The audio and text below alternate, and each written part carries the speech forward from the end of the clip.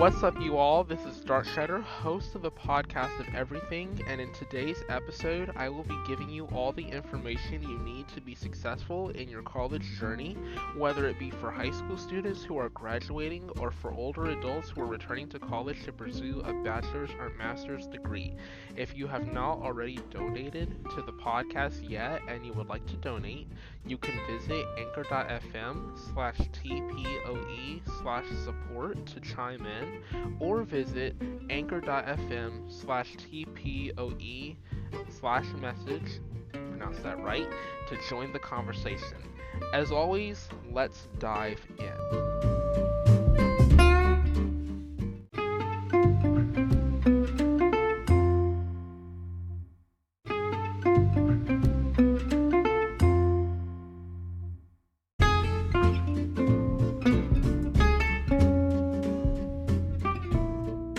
Many individuals may be excited to enter college for the first time or re-enter the college atmosphere, but knowing how to be successful can mean the difference between passing or failing. Remember to follow these 5 steps to success: plan, prepare, communicate, dedicate, and participate. And I'm going to reiterate them again. Plan, prepare, communicate, dedicate, and participate. Plan means exactly what you may think it means. Plan for your classes accordingly, and plan for your days, weeks, and possibly months if you can. This means you should be thinking about how will I get to class, how much time will I have to get to and from class, what kind of extracurricular activities, what to do for work if necessary, and in some cases you may need to also factor other people into the equation. Say if you're not driving yourself to and from class, or if your date and friends need a ride to and from school and you'll be the one driving them. Prepare. This means you should be prepared to learn and prepared for anything really. For example, you may have 2 classes that require a textbook, and you may need to bring the textbook with you. Well, this is just a basic example because everybody needs a textbook for their class. Well, keeping the textbook on hand, even when you don't need it, is a prime example of being prepared. Another example of being prepared, which you may not think about, is not being prepared specifically for class, but being prepared for the environment. For example, if you know that it's going to be hot, dress for the weather. If you know it's going to be cold or raining, you may need to be prepared with a proper jacket and an umbrella for school, especially if you're going to be walking from building to building. Communicate. This means you should be ready to communicate with your instructor in case something goes wrong. This means you shouldn't wait to communicate with the instructor if you need help. Another example of communicating with the instructor is if you know you can work ahead and you know you can do it with accuracy, like for example what I did with one of my first security classes, then please don't hesitate to ask the instructor if they can unlock some, if not all of the semester's assignments early. In fact, most instructors probably want or encourage students to do this because that means that 1, they can grade earlier, and the benefit for you is free time for other classes and work, and you'll know if you passed or failed sooner, and you can also go back and fix problems with your work or school papers before the year is out. So it'll give you more time to work on that and more time to fix it. For example, what I did when I was doing dual enrollment while I was in high school, I had a job that was uncertainty as to whether it was going to work or not and when.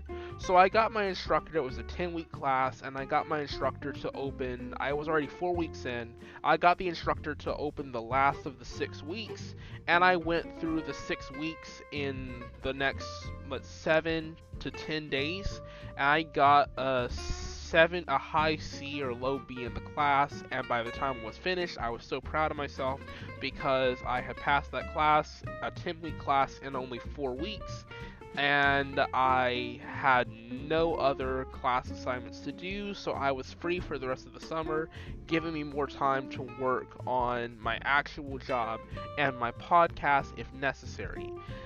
Dedicate. This is the portion that really gets a lot of people. We have a lot of procrastinators. Dedication is the opposite of procrastination.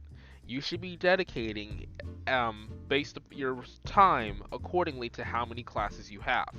For example, if you know that you get 3 credits per class and you have 5 classes. Take those 3 credits and multiply it by the 5 classes to get the amount of hours that you need to work on your class.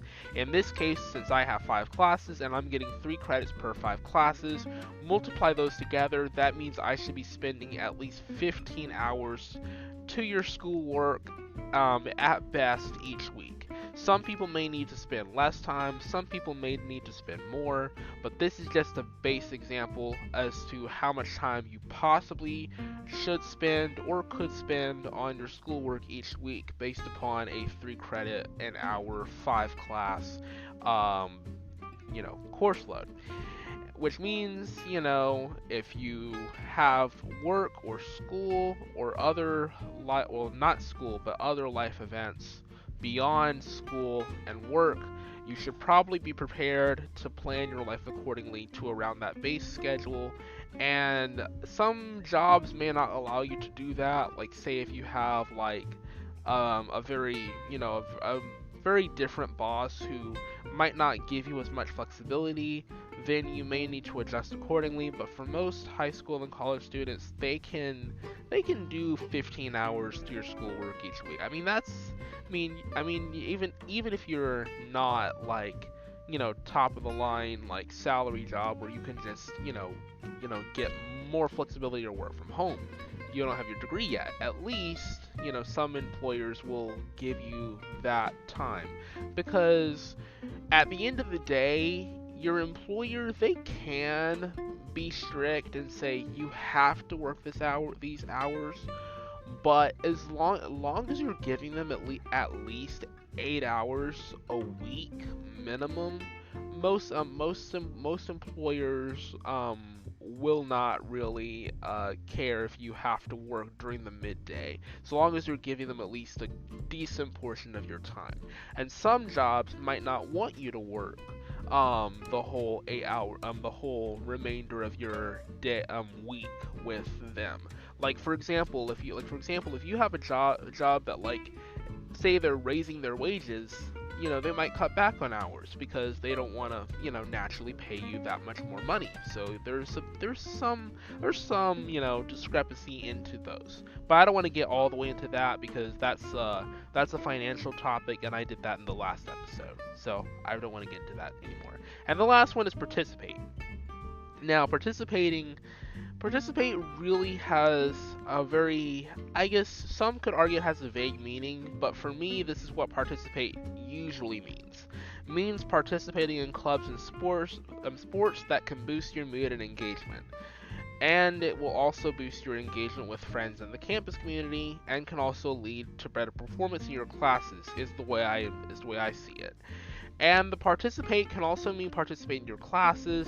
This is the reason why I said it was very vague, because it can mean either participating in school activities or participating in classes. It can also be participating in school organizations, and it can also be participating outside of campus in your community. So it really just depends on how you look at participate. But for most people, participate is extracurricular activities. Now, I'll leave that up to you guys to decide, what participate necessarily means for you, but that's just the general definition of what it means for me and the point that I'm trying to make. Anyways, I hope you enjoyed today's episode. If you have any questions or comments, please email them to me. You guys can email me at tpoe.contact@gmail.com or send a voice message to anchor.fm/tpoe/message. And if you do send a voice message, you could be featured on the show. It's not, I guess you can request to be featured on the show, because I don't like to do that. I like to give people a choice, and if you don't want to be featured, then you don't have to be featured. So if you want to be featured, just including your message that you want to be featured, and I'll feature you. That's just my way of protecting your privacy. It's a courtesy thing, really. And if you guys haven't donated already, please consider donating. It helps with the podcast a lot. I know my podcast is for right now is self-funded. It does help to have, between $9.99, $4.99, and $9.99 a month is a recurring donation. And if you guys want to donate one time, I do have a Cash App option that you guys can email me for. and then I'll set you guys up with that one-time option. The thing about the donations is it helps me a lot in making sure that I can provide the best content to you and reach more people globally. And it also allows me to, like, because, not everybody can afford to self-fund forever and ever. It becomes kind of expensive, and this just kind of alleviates some of the pressure, as you can understand.